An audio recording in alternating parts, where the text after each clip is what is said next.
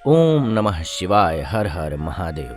शिव जी अति शीघ्र प्रसन्न होने वाले देवता हैं। अगर आपने कुछ उपायों को कर लिया तो जीवन में जितनी भी बाधाएं हैं, चाहे वो पैसे रुपयों की दिक्कत हो या फिर घर में शांति न रहती हो, कितनी भी मेहनत करते हो सफलता न मिलती हो, या फिर आप किसी भी प्रकार की परेशानी में घिरे हुए हों, तो उन सभी समस्याओं को खत्म करने के लिए आपको कुछ उपाय बताएंगे। और महाशिवरात्रि के दिन भगवान भोलेनाथ को कुछ उपाय करके प्रसन्न कर सकते हैं। और आप जानते हैं भोलेनाथ जिन पर प्रसन्न हो जाते हैं उनकी किस्मत कैसे बदलती है। यहाँ तक भी हुआ है कि भोलेनाथ से आशीर्वाद लेकर के और भोलेनाथ के पीछे ही पड़ गया था भस्मासुर।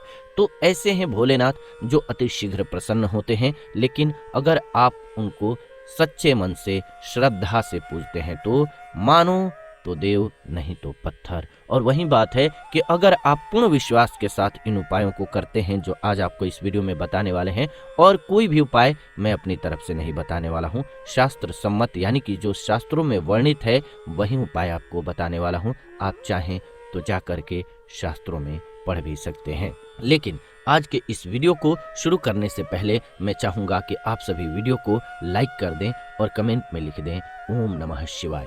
फाल्गुन मास के कृष्ण पक्ष की चतुर्दशी तिथि को महाशिवरात्रि का पर्व मनाया जाता है। महाशिवरात्रि पर्व रात्र व्यापिनी होने पर विशेष फल देता है, यानी कि रात्रि में भी उपाय किया जाता है। तांत्रिक उपाय जो किए जाते हैं वो ज्यादातर रात में किए जाते हैं, लेकिन महादेव का पूजन करते हैं फाल्गुन कृष्ण पक्ष त्रयोदशी को, तो देवाधिदेव महादेव प्रसन्न होकर के आप जो चाहते हैं वो वर देते हैं, यानी कि सर्वार्थ सिद्धि कर देते हैं। जो चाहिए आपको वो दे देते हैं।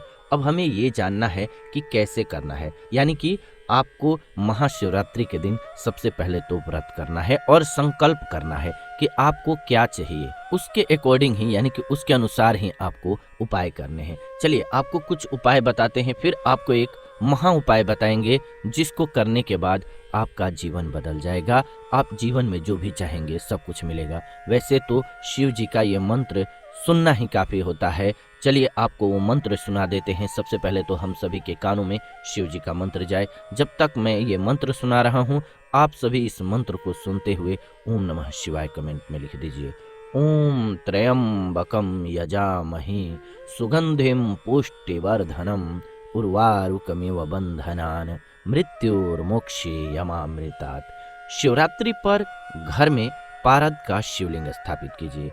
और ये कैसे करना है, तो किसी भी जानकार योग्य जो ब्राह्मण हो यानी कि जानकार हो उनसे स्थापित कराइए तो और अच्छी बात है। और इनकी प्रतिदिन पूजा कीजिए, इससे आपकी आमदनी बढ़ने लगेगी। अगर आपके घर में पैसे रुपए की दिक्कत रहती है तो पारद शिव जो होते हैं वो बहुत अच्छे होते हैं। पारद का शिवलिंग बनाइए और उनकी पूजा प्रतिदिन कीजिए। इससे घर में प्रसन्नता और पैसे रुपए की तंगी से आपको राहत मिलती है, प्रसन्नता मिलने लग जाती है। दूसरा और छोटा सा उपाय है, शिवरात्रि पर गरीबों को भोजन कराइए, जरूर कराइएगा। ये शिवरात्रि यानी कि 8 तारीख को आप गरीब लोग जो हैं उनको भोजन यानी कि जरूरतमंदों को भोजन करा दीजिएगा। और ये जरूरी नहीं है कि आप 56 भोग कराएं, आपके पास जो श्रद्धा है, आपके पास जितना है उसी को करा दीजिएगा। इससे उनका आशीर्वाद मिलता है आत्मा से और वो फलीभूत होता है। आप जानते हैं कि महाशिवरात्रि के दिन भगवान शिव का जन्म भी माना जाता है और साथ ही साथ उनकी शादी भी महाशिवरात्रि के दिन ही हुआ था। तो इसीलिए इस दिन जो भी कोई प्रयोजन करता है, जरूरतमंद को भोजन कराता है, उसका घर कभी खाली नहीं होने देते हैं हमारे भोलेनाथ। प्रेम से बोलिए भोलेनाथ की जय। अब शिवरात्रि पर अगर आप गरीबों को भोजन कराएंगे तो इससे घर में कभी भी आपके अन्न की कमी नहीं होगी और पितरों की आत्मा को शांति मिलेगी, यानी कि आपके पूर्वजों के आत्मा जो है वो भी शांत होगी। और आप जानते हैं जिन पर पितृदोष लगा होता है उनके जीवन में उन्नति नहीं आती है, तरक्की नहीं आती है। अगर पितृदोष लगा हुआ है आपके तो होगा क्या, पितृदोष का मतलब पिता से नहीं है, पितृ मतलब कि जो भी आपके पूर्वज रहे हैं अगर वो दोष आप पर लगा हुआ है, वो आपसे नाराज हैं, खुश नहीं हैं, तो जीवन में कितनी भी मेहनत कर लीजिए, आपको तरक्की नहीं मिलने वाली है। आप देखते भी होंगे बहुत सारे लोग ऐसे होते हैं जो मेहनत तो करते हैं और बराबर मेहनत करते हैं, लेकिन उनसे कम मेहनत करने वाला बहुत आगे चला जाता है, उसको बहुत सारी फायदे मिल जाते हैं, लाभ मिल जाता है, लेकिन उससे ज़्यादा मेहनत करने के बाद भी आपको सफलता नहीं मिल पाती है। और इसका कारण ये भी एक हो सकता है कि आपके पूर्वज यानी कि पितर जो हैं वो आप पर बहुत प्रसन्न न हो या खुश न हो, तो भी ये दिक्कत आती है। लेकिन अगर आप महाशिवरात्रि के दिन, आप जानते होंगे जब श्राद्ध का दिन आता है तो पितरों के लिए तर्पण किया जाता है, लेकिन अगर आप नहीं जानते हैं या नहीं करा पाते हैं या नहीं शांति है पितरों की या फिर गया पिंड नहीं दे पाए हैं, तो महाशिवरात्रि के दिन आप ये उपाय करके देखिए, आपको राहत मिलने लगेगी, आपकी परेशानियां खुद खत्म होने लगेंगी धीरे धीरे। एक अन्य उपाय भी आपको बता देता हूँ। पानी में काले तिल मिला करके शिवलिंग का अभिषेक कीजिए और उस समय पर आप छोटा सा मंत्र भगवान शिव का ओम नमः शिवाय बोल दीजिए और ऐसे ही ओम नमः शिवाय कमेंट में लिख भी दीजिए, क्योंकि शिव जी का नाम जितनी बार लिखें उतना कम है। लिखने से बार बार भगवान शिव का ध्यान आता है और नाम से बड़ा तो कुछ इस जग में है नहीं। कलयुग केवल नाम आधारा, सुमिर सुमिर नर उतरहि पारा। तो शिव जी का नाम लिखते चलिए, मन में बोलते चलिए, बोलिए प्रेम से एक बार ओम नमः शिवाय। मंत्र का जप कीजिए, इससे मन को शांति मिलेगी और मन शांत होगा तो आपके डिसीजन अच्छे होने लगेंगे, यानी कि आप जो भी निर्णय लेंगे वो फलीभूत होने लगेगा, आपको लाभ देने लगेगा, आपके जीवन में तरक्की देने लगेगा। शिवरात्रि के दिन आटे से 11 शिवलिंग बनाइए। जी हाँ, ये महा उपाय है। शिवरात्रि के दिन आटे से आप 11 शिवलिंग बनाइए और 11 बार इसका जलाभिषेक कीजिए। इस उपाय से संतान की प्राप्ति के योग बन जाएंगे। अगर किसी को संतान की प्राप्ति नहीं हो पा रही है तो उनको ये उपाय जरूर करना चाहिए, या फिर आप चाहते हैं कि आपका संतान जो है वो तेजस्वी हो, ओजस्वी हो, या फिर आपका संतान जो है बहुत ही स्ट्रॉन्ग पर्सनालिटी का हो, तो आप बेबी प्लान कर रहे हैं तो आप इस महाशिवरात्रि को ये उपाय कर सकते हैं। 11 शिवलिंग आटे का बनाना है, 11 बार इसका जलाभिषेक करना है। ओम त्र्यंबकम यजामहे सुगंधिम पुष्टिवर्धनम उर्वारुकमिव बंधनान मृत्योर्मोक्षीयमामृतात्। इस मंत्र का 11 बार जाप करना है। नहीं कर सकते हैं, अगर नहीं याद है तो आप श्रवण कर लीजिए इस मंत्र को 11 बार। इसके बाद आप देखेंगे कि आपको जो संतान प्राप्त होगी वो बहुत ही ओजस्वी और तेजस्वी होगी। शिवलिंग का 101 बार जलाभिषेक अगर आप करते हैं, साथ ही साथ ओम हौं जूं सह ओम भूर्भुवः स्वः ओम त्र्यंबकम यजामहे सुगंधिम पुष्टिवर्धनम उर्वारुकमिव बंधनान मृत्योर्मुक्षीयमामृतात्। ओम स्वः भूः भूः ओम सह जुम हों ओम। इन मंत्रों का जाप करते रहते हैं तो इससे बीमारी ठीक होने लगती है। अगर घर में कोई बहुत ही दुर्लभ बीमारी से जूझ रहा है, जिसकी बीमारी ठीक नहीं हो रही है, जो परेशान हो गए हैं, आप घर के पैसे कमाते हैं लेकिन पैसे जो हैं वो चले जाते हैं पूरे इलाज में, बीमारी में चली जाती है। बहुत से घरों में देखेंगे कि पैसे तो कमा पाते हैं लेकिन घर में बीमारियां इतनी रहती हैं कि पैसा कभी टिकता नहीं, पता नहीं लगता है कि घर में पैसा आया भी है। तो ऐसे लोगों के लिए यह महा उपाय है। अगर आपके घर से बीमारी जाने का नाम नहीं ले रही है तो आप महामृत्युंजय मंत्र का जाप कीजिए, जो कि मैंने आपको सुनाया। ओम त्र्यंबकम यजामहे सुगंधिम पुष्टिवर्धनम उर्वारुकमिव बंधनान मृत्योर्मोक्षीयमामृतात्। इस मंत्र का आप जाप करते रहिए, देखिए आपके घर से बीमारियां कैसे जाने लगेंगी, पॉजिटिव एनर्जी आने लगेगी। मंत्रों में बहुत ताकत होती है, इसीलिए मंत्रों को अगर आप शुद्ध रूप से, यानी कि सबसे पहले तो मन में विश्वास होना चाहिए, विश्वास से बड़ा कोई चीज नहीं है। इसीलिए एपिसोड स्टार्ट करते वक्त मैंने कहा मानो तो देवता, न मानो तो पत्थर। तो आप मानेंगे ही नहीं तो आपका बिलीफ सिस्टम अच्छा नहीं होगा तो आपको लाभ नहीं होने वाला है।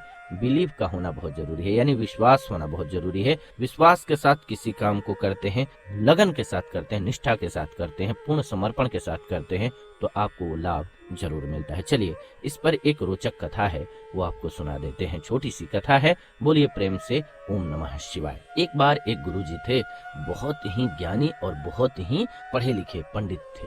वो पूजा पाठ करते थे, ध्यान करते थे। एक बार उनके पास शिष्य आता था एक पढ़ने के लिए, लेकिन उसको नदी पार करके आना पड़ता था। अब नदी में कभी बाढ़ आ जाए, बरसात के दिन में पानी ज़्यादा हो जाए, उसे दिक्कत होने लगती थी आने में। तो वो गुरुजी से उपाय पूछा कि गुरुजी, मैं आना तो रोज़ चाहता हूँ, चूँकि आप नदी के इस पार रहते हैं, मैं उस पार रहता हूँ, तो आने में कठिनाई होती है। कोई एक ऐसा मंत्र उपाय बता दीजिए जिसको बोलने के बाद या जिससे मेरा आना आपके पास सुगम हो जाए, आसान हो जाए। गुरुजी ने कहा, भोलेनाथ का नाम लो, ओम नमः शिवाय बोलो और चले आओ, कोई दिक्कत नहीं होगी। अब उस व्यक्ति को मन में विश्वास था, गुरुजी ने जो भी कहा उस बात पर उसको विश्वास था पूर्णतः। इस वजह से उसने ऐसा ही करना प्रारंभ किया। धीरे धीरे धीरे धीरे उसकी हैबिट बन गई और मंत्र का इतना जाप हुआ और इसके बाद उस पर कृपा हुई कि वो बहुत ही सहजता से, जो उसको डर लगता था पानी में पार करते वक्त कि कहीं घड़ियाल कुछ ना आ जाए, वो उसका धीरे धीरे जाता रहा और विश्वास और केंद्रित होता गया भगवान भोलेनाथ के नाम पर, और वो सहजता से नदी को पार करने लग गया। ऊपर जाकर के बिना नाव के भी नदी को वो सहजता से पार करने लग गया, उसको कोई कठिनाई नहीं रह जाती थी। अब एक बार गुरुजी की इच्छा थी, उनको जरूरत थी, जाना था उस पार, और बाढ़ आई हुई थी, यानी कि पानी ज्यादा था। गुरुजी बोले उस पार चलना है। भक्त सहजता के साथ चलने लग गया। दोनों लोग चले तो अब गुरुजी डर रहे हैं। गुरुजी बोले, अरे तुम कैसे चल पा रहे हो? बोला, बस कुछ नहीं गुरुजी, आपने जो मंत्र दिया था मैं वही बोलता हूँ, चलता हूँ और आसानी से पार हो जाता हूँ। और गुरुजी को, चूंकि गुरुजी ने मंत्र तो दे दिया था, लेकिन उनको खुद को विश्वास नहीं था कि इस नाम में इतनी शक्ति है कि इस नाम के जाप से ये बना जा सकता है। तो इस वजह से वो नहीं कर पा रहे थे, उनको कठिनाइयां आ रही थी। और ऐसी तमाम कहानियां हैं जिसमें कथाएं हैं, वर्णित है शास्त्रों में कि आप पढ़ेंगे तो इसीलिए कहा भी गया है कि कलयुग केवल नाम आधारा, सुमिर सुमिर नर उतरहि पारा, नाम जप जो है उल्टा नाम जपत जग जाना, वाल्मीकि भय ब्रह्म समाना। तो भगवान का नाम आप लेते हैं तो आपकी कठिनाइयां वैसे ही दूर हो जाती हैं। बोलिए भोलेनाथ की जय। और भोलेनाथ का दिन है जो महाशिवरात्रि का दिन है। महाशिवरात्रि के दिन आपकी इच्छाएं जरूर पूरी करेंगे भोलेनाथ। लेकिन मेरा इतना कहने का आशय बस ये है कि आप पूर्ण श्रद्धा और पूर्ण भक्ति के साथ मन चित्त लगा करके कीजिए, जो भी उपाय कीजिए, पहले पूर्ण विश्वास आपको होना चाहिए, इसके बाद ही ये फलीभूत होता है। अब चलिए एक अगला उपाय आपको बताते हैं। ये उपाय बहुत ही सरल है और भगवान भोलेनाथ को बहुत प्रिय है। शिवरात्रि पर 21 बिल पत्र ले आइएगा। जी हाँ, बिल्व पत्र आप जानते होंगे, जिसे कई जगह बेल भी कहा जाता है। बेलपत्र, बेलपत्र लेकर के आइए, चंदन से ओम नमः शिवाय उस पर लिख दीजिए। 21 बेलपत्र लाना है, उस पर चंदन से ओम नमः शिवाय लिखना है और इसे शिवलिंग पर चढ़ा देना है। इससे आपकी इच्छाओं की पूर्ति होती है।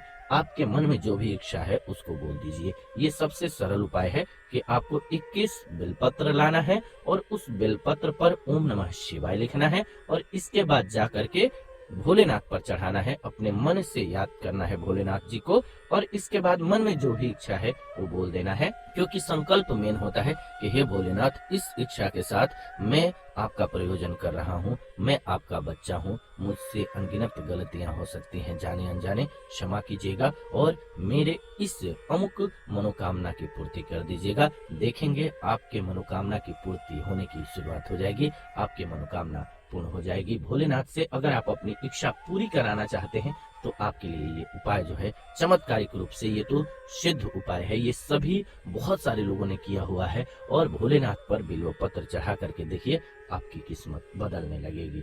इसके अलावा शिवरात्रि पर नंदी बैल को, जो नंदी हैं, उनको हरा चारा खिलाइए। कितना खिलाइए? तो आपका जितना वजन है, जी हाँ, आपका जितना वजन है। ये उपाय पहले के राजा महाराजा बहुत करते थे। राजाओं महाराजाओं को सुनते होंगे कि तुला दान करते थे। तुला में क्या होता है कि उसमें वो अन्न वगैरह भी करते थे, सोने चांदी भी करते थे, पर हमें वो करने की जरूरत नहीं है। हम कितना कर सकते हैं?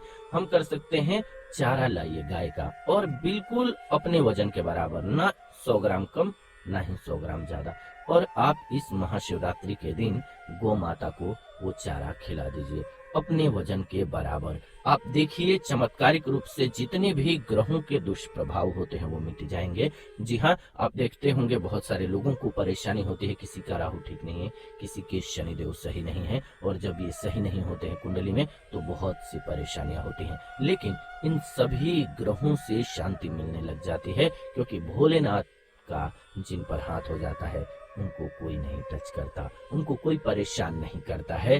भोलेनाथ के भक्तों के साथ कोई भी आसपास भी नहीं आता है, जिन पर कृपा होती है भोलेनाथ की। तो भोलेनाथ की कृपा पाने के लिए आपको ये उपाय करना चाहिए। आप चमत्कारिक रूप से देखेंगे बदलाव आने लगेगा। चाहे तो आप अपने इस उपाय को बर्थडे वाले डेट पर भी कर सकते हैं। अगर वो उस दिन कर लें तो और भी अच्छी बात है, और महाशिवरात्रि के दिन तो करें ही, साथ ही साथ बर्थडे के दिन कर लें, या फिर हर महीने के जब आपके बर्थ डेट आती है उसी तारीख को कर लें। बस उस तारीख को कर दें, आप देखेंगे कि आपके कुछ महीनों के अंदर ही रिजल्ट बदलने लग जाएंगे। आप जो कार्य को कर करके थक जाते थे, वो काम नहीं बनता था, या आपको मेहनताना सही नहीं मिलता था, लोगों को ज्यादा सफलता मिल जाती थी उसी मेहनत से, लेकिन आपको नहीं मिल पाती थी, वो काम आपका बनने लगेगा, उससे ज्यादा सफलता मिलने लगेगी, एफर्ट उतना ही लगेगा आपका, लेकिन रिजल्ट में फर्क आने लगेगा, क्योंकि ब्लेसिंग्स आने लगेंगी। तो शिव जी की ब्लेसिंग्स पाने के लिए आपको ये उपाय करना चाहिए। इससे आपके गौ माता को बस सिर्फ चारा खिलाना है, वो भी अपने वजन के बराबर का। अगर हरा चारा हो तो और अच्छी बात होगी। शिवरात्रि पर आप ये उपाय कीजिए इस बार, और खुद अनुभव कीजिएगा और कमेंट कीजिएगा। एक बार प्रेम से कमेंट में लिखते चलिए ओम नमः शिवाय। शिव जी का नाम लेते चलते हैं। चलिए अगली बात बताते हैं। शिवरात्रि पर भगवान शिव को तिल और जौ चढ़ाइए।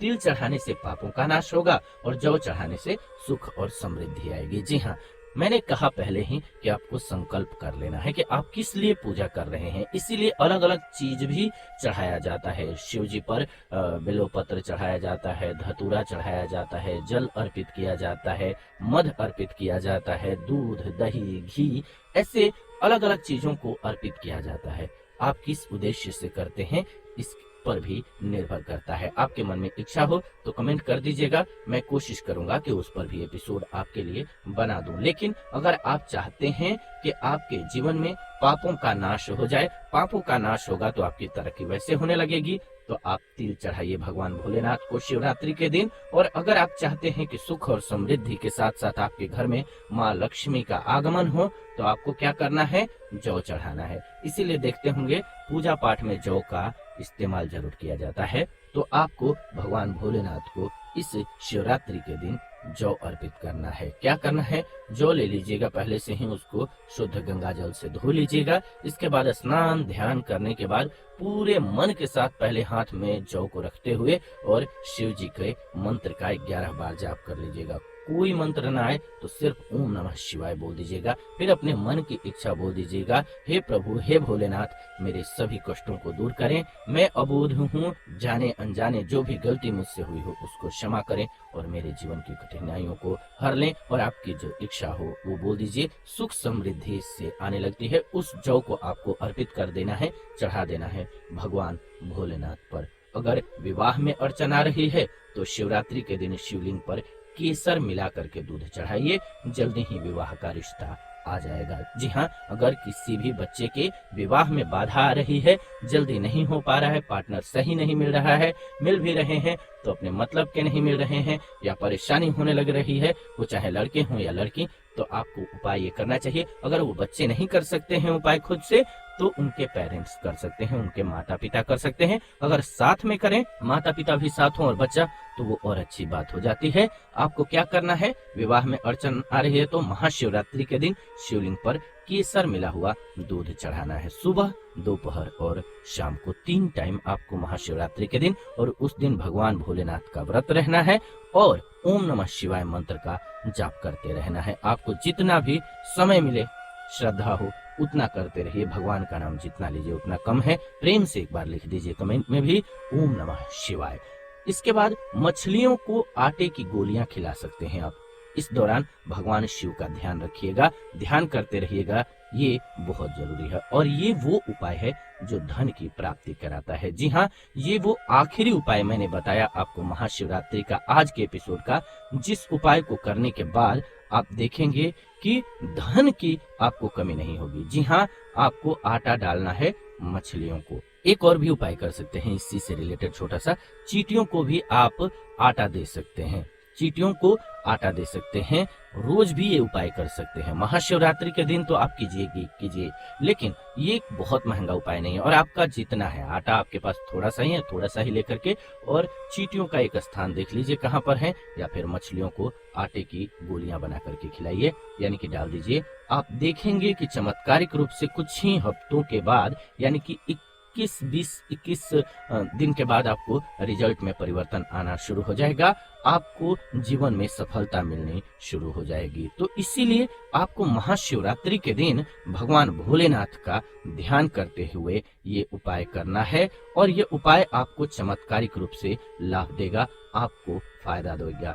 महाशिवरात्रि के दिन सुबह उठ करके स्नान, ध्यान, ये सभी पूरे स्वच्छता के साथ कर लीजिएगा। स्वच्छ वस्त्र धारण कर लीजिएगा, नया हो तो नया, नहीं तो पहले से वस्त्र को धो करके रख लीजिएगा, और उसी वस्त्र को आप गंगाजल छिड़क करके पवित्र करके और इसके बाद धारण कर लीजिएगा। संकल्प कीजिएगा। संकल्प के दौरान उपवास की अवधि पूरा करने के लिए शिव जी से आशीर्वाद मांगिएगा। जो मन की इच्छा है वो बोल दीजिएगा। इसके अलावा आप व्रत किस तरह से रखेंगे, यानी कि फलाहार या फिर निर्जला, ये भी संकल्प ले लीजिएगा। फिर शुभ मुहूर्त में पूजा शुरू कर दीजिएगा। सबसे पहले भगवान शंकर को पंचामृत से स्नान कराइएगा, साथ ही साथ केसर के 8 लोटे जल चढ़ाइएगा, और पूरी रात्रि का दीपक जलाना बहुत जरूरी है। इसके अलावा चंदन का तिलक जरूर लगाइएगा। महाशिवरात्रि के दिन बेलपत्र, भांग, धतूरा भोलेनाथ का सबसे पसंदीदा चढ़ावा है, इसीलिए 3 बेलपत्र, भांग, धतूरा, जायफल, कमलगट्टे, फल, मिष्ठान, मीठा पान,